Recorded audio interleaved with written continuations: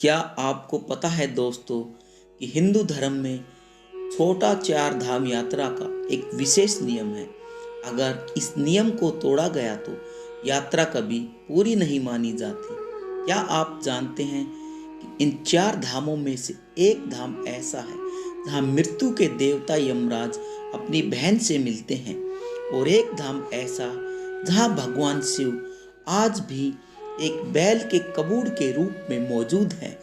आज की इस वीडियो में हम आपको घर बैठे उन पवित्र छोटा चार धाम की यात्रा कराएंगे जिन्हें देवभूमि उत्तराखंड का हृदय कहा जाता है। यह यात्रा साधारण नहीं, यह मोक्ष की सीढ़ी है। इसलिए अपने जीवन के कुछ मिनट निकालकर इस वीडियो को पूरा देखें, क्योंकि आज हम जिस क्रम में यात्रा करेंगे वही शास्त्रों में वर्णित मार्ग है।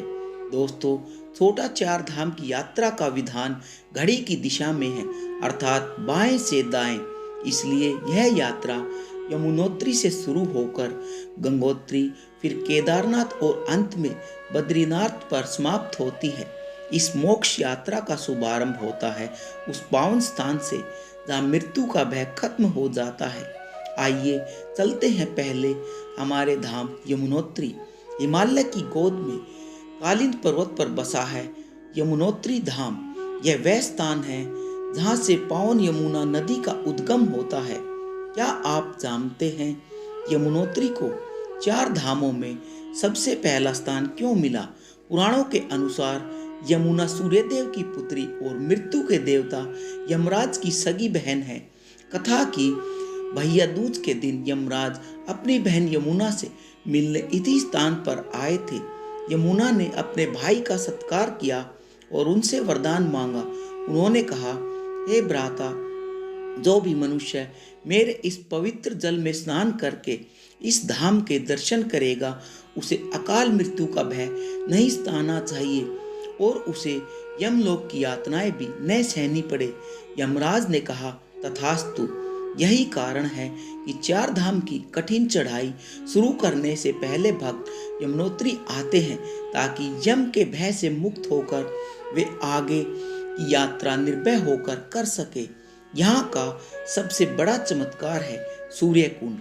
बर्फीली ठंड और माइनस तापमान के बीच यहाँ धरती के गर्भ से खोलता हुआ गर्म पानी निकलता है। यह जल इतना गर्म है कि भक्त इसमें कच्चे चावल और आलू एक कपड़े में बांधकर डालते हैं और कुछ ही पलों में वे पककर प्रसाद बन जाते हैं। विज्ञान आज भी हैरान है कि चारों तरफ बर्फ होने के बावजूद यह अग्नि का स्रोत कहाँ से आता है।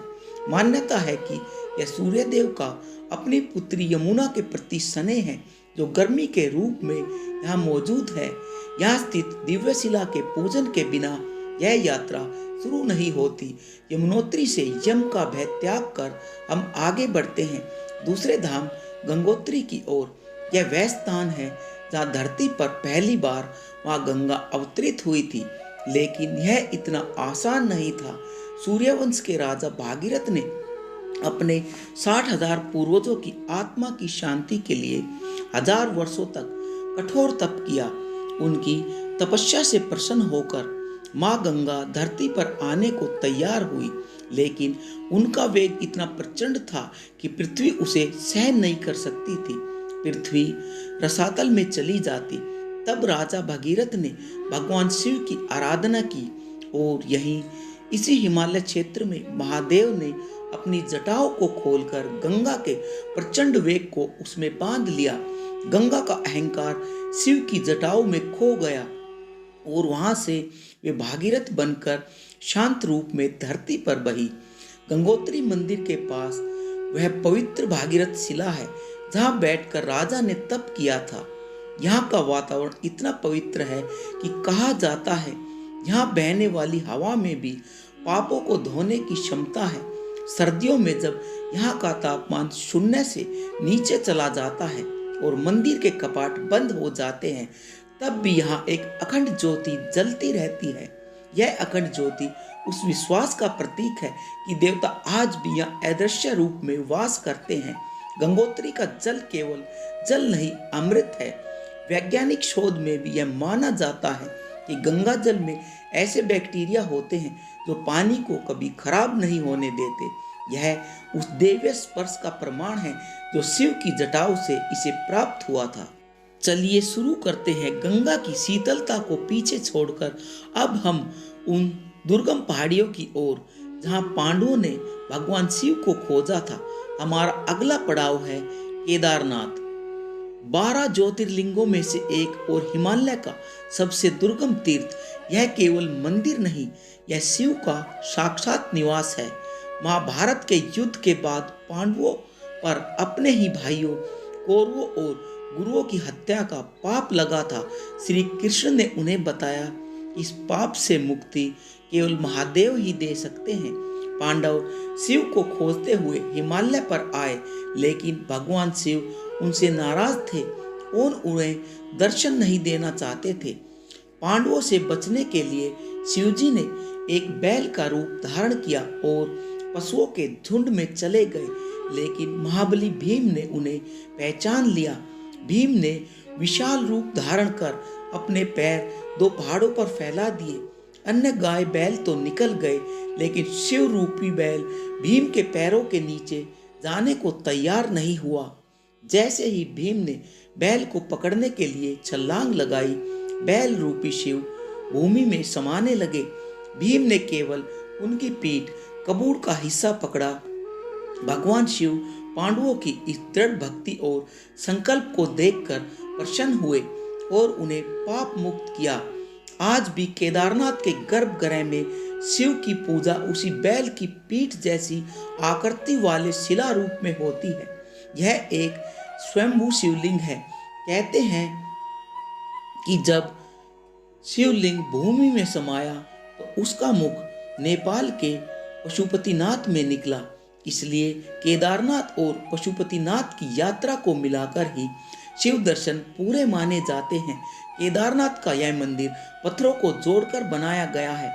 2013 की विनाशकारी आपदा जिसने सब कुछ नष्ट कर दिया था, वो भी इस मंदिर का बाल बाका नहीं कर सकी। एक विशाल शिला भीमशिला चमत्कारिक रूप से मंदिर के पीछे आकर रुकी और उसने बाढ़ के पानी को 2 हिस्सों में बांटा। यह कोई संयोग नहीं था, यह प्रमाण था कि जहाँ महाकाल होते हैं वहाँ काल भी नतमस्तक हो जाता है। यहाँ की हवाओं में एक अलग ही ऊर्जा है। जब शाम की आरती होती है और डमरू और घंटियां बजती हैं तो ऐसा लगता है मानो साक्षात शिव तांडव कर रहे हो। यहाँ आकर भक्त का अहंकार पूरी तरह नष्ट हो जाता है। अंत में केदारनाथ की दुर्गम पहाड़ियों और महादेव के आशीर्वाद को साथ लेकर हम पहुंचते हैं अपनी यात्रा के चौथे और अंतिम चरण श्री बद्रीनाथ धाम पर। दोस्तों, यह केवल एक मंदिर नहीं, यह धरती पर साक्षात वैकुंठ है।